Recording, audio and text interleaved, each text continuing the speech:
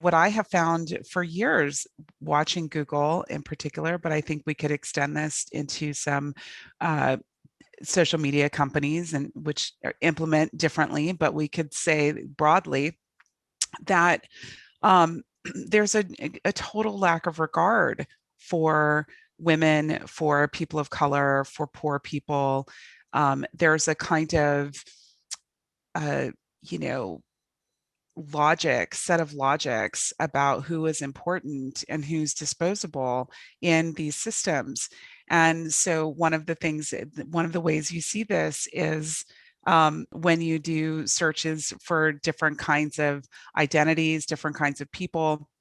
You see, for example, who's for sale to the pornography industry, who is hypersexualized, who becomes kind of like a commodity object um, in these systems. And, over and over again, we see that women, for the most part, and girls are profoundly, you know, uh, used to bring in incredible amount of profits for these systems and for these companies by misrepresenting us. And of course, the same is true for people of color. So when I say, that we get misrepresented, and I mean, this goes back. It's almost like um, I'm looking at my book here and I'm thinking about how it was just like a big book of tickets for Google. I mean, there were so many pages of things that were wrong. And then, the software engineers just picked it up and were like, fix, fix, fix. And this, of course, is one of the things that happens for all of us who write about the tech sector critically, is that they open up a ticket and then try to fix it and pretend like it didn't happen. Um, in the case of my early work, it was about looking at what happens when you look for Black girls and Asian girls and Latina girls, and how pornography or hypersexualized materials websites were the first thing that came up, along with their kind of corollary advertisements. And it's interesting because that's such a banal type of AI.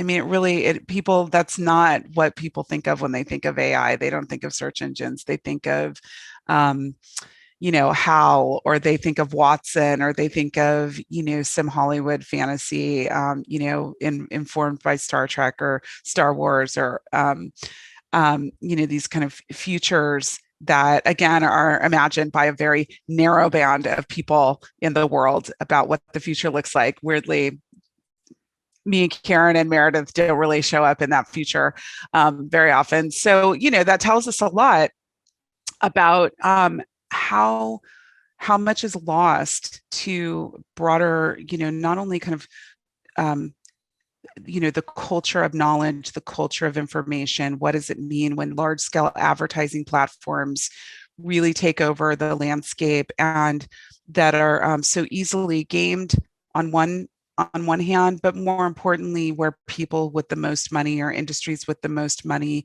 and clout, are able to control certain kinds of narratives. And we see this in the realm of politics. It's not just in the realm of identity. The most powerful political action committees are able to control the narrative about political candidates.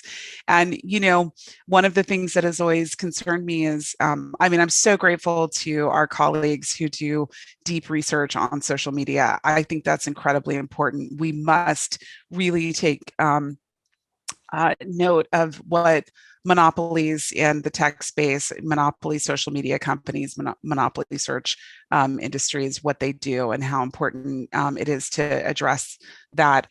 But the difference between social media and something like a basic AI like search is that people are much more aware of the subjectivities of social media. I mean, they know that they're following people, they know other people are following them, they know that there are hashtags they follow, or, how they use it.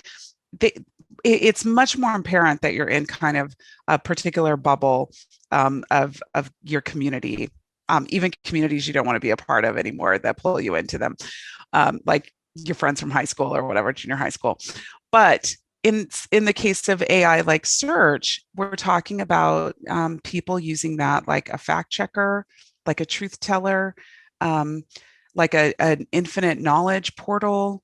I mean, people have a really interesting imaginaries about what search is, that it's a giant multinational advertising platform is not the first thing that comes to mind. And so this, of course, is one of the reasons why, what we've seen over and over is, those of us who are, let's say, adversarial subjects in these spaces, right? People who are part of communities that are misrepresented or that are harmed by these technologies. We have been the scholars and journalists who've done the hard work too of making these things legible. I mean, Meredith and Karen know 10 years ago, if we tried to have this conversation, people would think we were from Mars. I mean, they would just completely deny this. But of course, now, I mean, I know because 10 years ago when I was writing a dissertation, nobody wanted to hear that math could be racist. But of course, we're not just talking about, numbers encoded. We're talking about where math meets society is racist. That's what we're talking about.